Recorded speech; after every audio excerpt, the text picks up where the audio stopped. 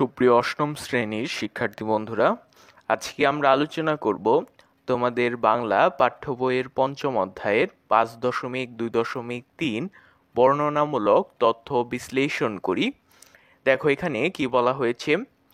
দ্বিতীয় অধ্যায়ের দ্বিতীয় পরিচ্ছেদে শকত আলীর যাত্রা নামে একটি গল্প আছে। এই গল্পে মুক্তিযুদ্ধের সময় কিছু মানুষকে পার হওয়ার চেষ্টা করতে দেখা গেছে। ওই পরিস্থিতিতে মানুষগুলো কি ধরনের অনুভূতির মধ্য দিয়ে যাচ্ছে এবং কেন যাচ্ছে তা নিয়ে 150 থেকে 200 শব্দের মধ্যে একটি বিশ্লেষণমূলক রচনা আমার বাংলা খাতায় তৈরি করো। কাজ শেষে সহপাঠীদের বিশ্লেষণের সাথে নিজের বিশ্লেষণ মিলিয়ে দেখো এবং প্রয়োজনে সংশোধন করো। চলো আমরা দেখে নিই কিভাবে তোমরা এই বিশ্লেষণমূলক রচনাটি তৈরি করতে পারো যাত্রা গল্প থেকে। তার আগে যারা আমাদের এই চ্যানেলটিকে এখনো সাবস্ক্রাইব করোনি, এরকম আরও ভিডিও পেতে আমাদের চ্যানেলটিকে চাইলে সাবস্ক্রাইব করে রাখতে পারো। অষ্টম শ্রেণীর বাংলা সমাধান 109 পৃষ্ঠা 5.2.3। দেখো আমরা এরকমভাবে সেই বিশ্লেষণমূলক রচনাটি তৈরি করতে পারি। যাত্রা গল্পটি শকত আলীর একটি বিখ্যাত মুক্তিযুদ্ধ ভিত্তিক গল্প। এ গল্পে দেখা যায় মানুষের গন্তব্যহীন যাত্রা। কোথায় যাচ্ছে, কেন যাচ্ছে কেউ জানে না, যেন শুধু জানে যে যেতে হবে। এক আতঙ্কের মধ্য দিয়ে তারা যাত্রা করছে। যুদ্ধবিধ্বস্ত নগরীর মানুষের হাহাকার ও আতঙ্ক প্রকাশ হলো যাত্রা গল্প। গল্পে দেখা যায় রাজধানীতে পাক হানাদার বাহিনী আক্রমণ করেছে। তাদের আক্রমণ থেকে বাঁচার জন্য রাজধানী ছেড়ে দলে দলে সবাই ছুটে যাচ্ছে গ্রামের দিকে।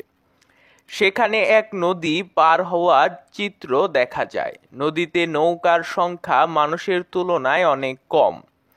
নৌকার ধারণ ক্ষমতার তুলনায় বেশি মানুষ নৌকায় চেপে বসেছে, কারণ যাত্রীরা ছিল ভয়ে বিহ্বল। পাকিস্তানি আর্মির ভয়ই তাদের কাছে বড় ভয় হয়ে উঠেছে। তাই নৌকা যে ডুবে যেতে পারে এই ভয়ের অনুভূতি আর তাদের মধ্যে কাজ করছে না। তাদের মধ্যে কেবল একটা বিষয়ই কাজ করেছে, সেটা হলো যেভাবেই হোক নগর ছাড়তে হবে। যুদ্ধের সময়টা বাঙালি জাতির জন্য ছিল এক বিভীষিকাময় অবস্থা। তখন চারপাশটা মানুষের জন্য ছিল এক আতঙ্ক। বিশেষ করে যেসব এলাকা মিলিটারি দ্বারা আক্রান্ত হতো সেসব এলাকার মানুষের জীবন হয়ে পড়ে অনিশ্চিত। তারা জীবনের অনিশ্চয়তা নিয়েই বেরিয়ে পড়ে অন্য এলাকায় পাড়ি দেওয়ার উদ্দেশ্যে। এ সময় তাদের মধ্যে ভয় ও আতঙ্ক কাজ করে, কারণ তাদের জীবন যেন শত্রুর হাতের মুঠোয়। যে কোনো সময় যে কোনো অঘটন ঘটে যেতে পারে।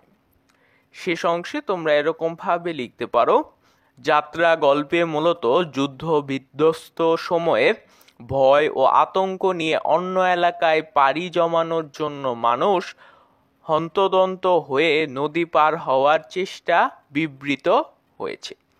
মূলত এরকম ভাবেই তোমরা সেই বিশ্লেষণমূলক রচনা তৈরি করতে পারো যাত্রা গল্পকে কেন্দ্র করে।